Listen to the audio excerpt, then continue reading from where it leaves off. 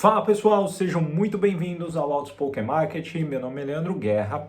Eu respondo hoje uma pergunta, até anotei aqui para não perder, que deixaram um comentário aqui num vídeo do YouTube e era o seguinte, tá? O comentário foi feito pelo Insight Stoic, ele perguntava assim: como saber se o método não é bem sucedido apenas pela aleatoriedade, ou seja, né, como que a gente consegue entender se alguma coisa ali que a gente está fazendo, um resultado de um modelo, por exemplo, não é simplesmente uma aleatoriedade, ou mesmo que não tenha modelo, qualquer coisa que nós estejamos fazendo. Vou estender um pouco para esse lado. Como saber se o método de Buffett, por exemplo, ou de outros, né, considerados aí famosos, não são, e ele colocou entre aspas, ridículos como outros possam ser, né, porque de fato a gente sabe que existem bastantes métodos bem ridículos. E a terceira pergunta que ele colocou é: como atestar isto, dado que é plenamente possível casos de extremo sucesso originados simplesmente pelo acaso? E é aqui que a gente começa a amarrar os comentários e as respostas para essas perguntas, tá? Minha visão é a seguinte: primeiro de tudo, a gente sempre lida com um componente, e isso faz toda a diferença, tá? Faz toda a diferença. Existe uma coisinha chamada componente estocástico, que nada mais é do que aleatoriedade, né? E quando você trabalha com aleatoriedade, você tem então probabilidades de eventos acontecerem. De um modo geral, tá? E isso, sei lá, eu acho que é até evolutivo. O ser humano, ele tem uma dificuldade, tá? E eu gosto do ser humano porque todos nós, tá? Nós temos uma dificuldade em lidar com eventos probabilísticos, porque a gente tem aquela mania de querer ter certeza, né? Não, mas vai acontecer.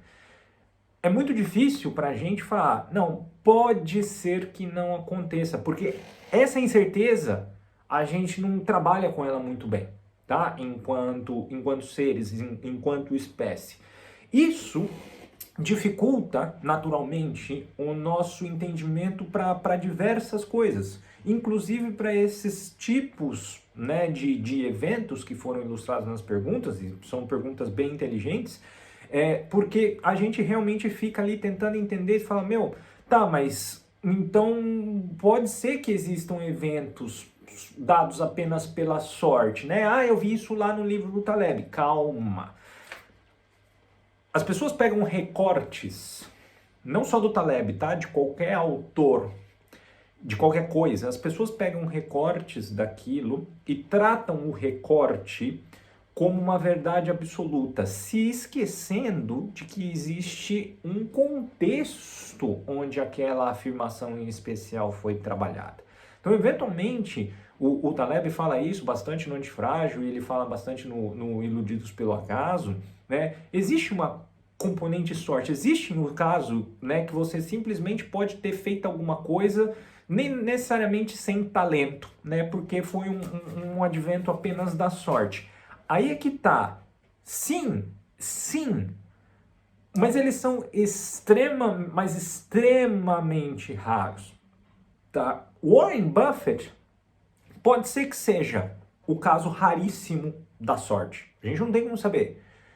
Porém, a gente olha para ele e a gente fala assim, pô, ele é bom, ele sabe o que ele tá falando. Ele nasceu num momento muito específico, e presta atenção nisso. Ele nasceu num momento muito específico do tempo, num país muito específico, porque se ele tivesse nascido na Coreia do Norte, amigão, lá não tem capitalismo, né? Então não existiria o Warren Buffett. Então, assim, ele nasceu num ambiente extremamente propício para aquilo acontecer. Isso pode ser sorte, dependendo da interpretação de alguns. Porém, o talento do Buffett, o que ele estudou, não é sorte. E aí entra qual é o jogo real do Taleb. O jogo real do Taleb, ele fala que as coisas, elas são uma função da sorte. E não é 100% sorte. Eventos que acontecem podem ser sorte. E aí a sorte positiva, né? Ou o azar, que é uma sorte, um tipo de sorte negativa.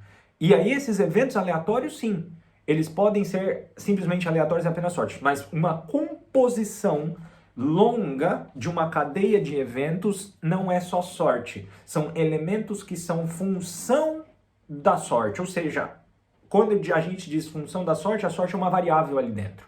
Então existe, tá? Então o fato do Buffett nascer nos Estados Unidos naquela época específica, quando o mercado ainda estava só no começo, etc, etc. Se você quiser, você pode atribuir todas essas variáveis como uma componente macro sendo a sorte. Mas o fato de que ele soube aproveitar aquilo, ele insistiu naquilo por muitos anos, ele teve o talento para envolver as coisas certas, aí não é mais sorte. Você entende o princípio? Então, esse é exatamente o ponto. E aí, de um modo geral, quando a gente trabalha, né, e aí tirando essa explicação pseudo-filosófica da história do Buffett, mas justamente para dar esse exemplo. Quando a gente vai para métodos mais quantitativos, de um modo geral, existe sempre essa característica estocástica. Você tem como medir níveis de certeza, intervalos de confiança, você tem como sempre fazer elementos que sejam colocados à prova para que você possa sempre minimizar o risco daquilo que você está fazendo seja simplesmente aleatório. Então, isso é muito importante. Existe 100% de certeza? Só que um dia a gente vai morrer. Isso é 100% de certeza. Agora, todas essas combinações matemáticas, elas são exatamente mensuráveis por uma particella, né, por um pedacinho onde você tem essa componente estocástica, e isso faz toda a diferença, né? Então, para tudo isso, então se a gente for aqui pegar de novo, né, as três perguntas, né, a gente respondeu então, não dá para, assim, não dá para ter certeza que não foi, mas eu tenho muitos elementos de confiança para dizer que muito provavelmente não é só aleatoriedade. A gente estudou o caso do Buffett e a gente tem sim os casos de extrema sorte, mas eventualmente aqueles que não são tanta extrema sorte assim. Beleza, pessoal? Esse é um assunto maravilhoso, né? E isso é um assunto maravilhoso, porque a gente pode sempre desdobrar isso para muitas outras nuances, muitos outros tipos de entendimento. Mas qual que é, né, aquilo que você sai desse vídeo tendo na cabeça? É justamente aquilo. Casos extremíssimos, eventualmente sim, eles podem ser sorte. Ainda assim, tem um outro ponto que o Taleb fala, que eu até anotei aqui. Se você perde dinheiro, isso pode ser falta de sorte. Porque é aquilo que eu falei, são aquelas pequenas componentes, tá?